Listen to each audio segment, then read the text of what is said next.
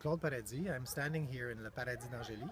Le Paradis d'Angély is an organic garden that is meant to feed 35 children from a care home and 40 employees and 70 large animals in an animal shelter. So there's a care home, there's an animal shelter, and within the animal shelter there is a space for organic garden. So today it's simply an introduction to permaculture. People are going to hear that word more and more. What is permaculture? Simply put, it's permanent agriculture. Where agriculture, the way we know it now, can really damage the soil, even with chemicals, poison the soil, poison the water table, and poison people.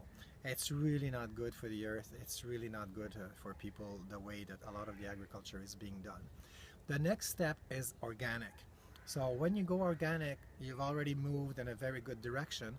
But if you're growing something that requires a lot of water in an area where there's not a lot of water and you're reducing the water table, while you're organic, you're still creating damage.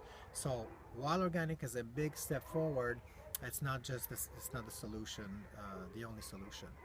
Permaculture goes a step beyond that. So while everything is organic, you also have to make sure that you're bettering the earth and you're bettering whatever you feed people. So you're creating an ecosystem, you're feeding the soil, you're not feeding the plant directly with chemicals, you're feeding the soil, which in turn will feed the plant. It's much more sustainable, and you create abundance, and with that abundance you share the surplus. So what the video is going to be in the future, all our other videos are going to be taking bits and pieces of best practices in permaculture. Permaculture is a vast body of knowledge where you need a 2-week course just to understand the complexity and the width of the body of knowledge of permaculture. We're going to be concentrating on kitchen garden and touching a bit on food forest. So all the videos are going to simplify all these different methodologies so that everybody can use it in their front yard and their backyard, on their rooftop, growing in pots. A lot of all those methodologies are really applicable.